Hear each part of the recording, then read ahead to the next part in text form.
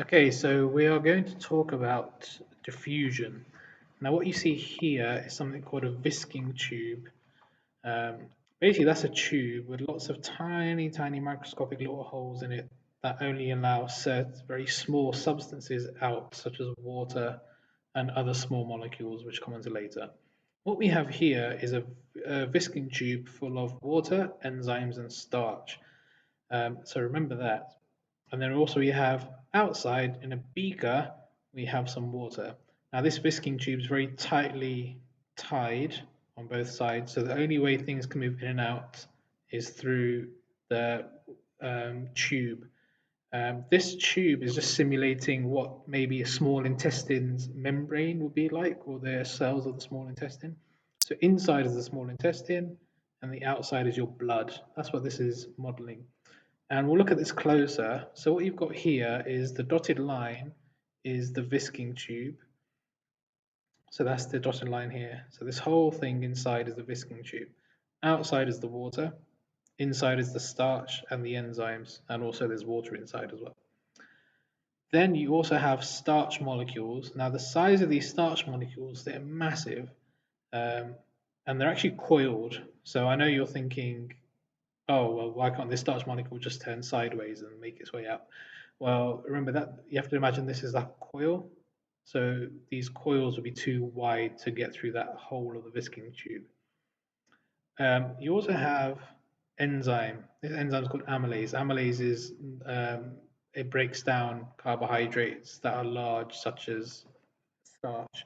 You have amylase in your saliva, so your salivary glands release amylase, which helps break down things like bread in your mouth. So when you're eating bread, if you chew it for a long time, you realize the bread will start tasting sweet, and that's because the amylase is breaking down the starch.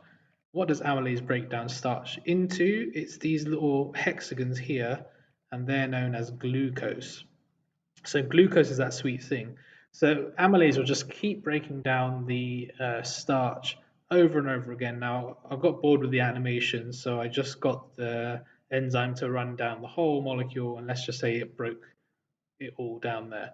Okay, so now we've got lots of glucose molecules here inside the Visking tube. And now what's going to happen is, and again, I didn't animate it, but you can imagine this amylase enzyme is going to then randomly move around, and then finally you'll meet another starch molecule, and it will do the same. It will break it down into glucose molecules, and it will keep happening. Remember, this enzyme doesn't get used up, so this enzyme just keeps breaking things down until there's nothing left to break down.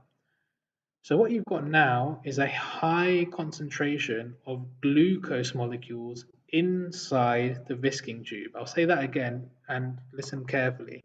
You have a high concentration of glucose molecules inside the Visking tube. Let's count how many we have. 1, 2, 3, 4, 5, 6, 7, 8, 9, and 10. So we have 10 glucose molecules inside. Right now, there are no glucose molecules on the outside of the Visking tube. Remember, that's in the beaker in the water.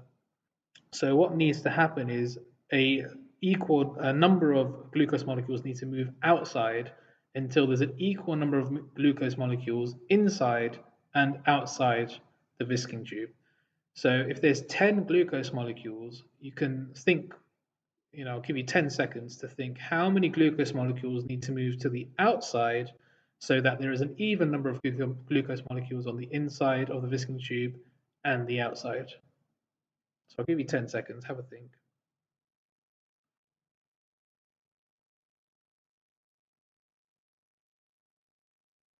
Okay, well, you can pause the video, but essentially there'll be 5 on the outside. So 1, oh.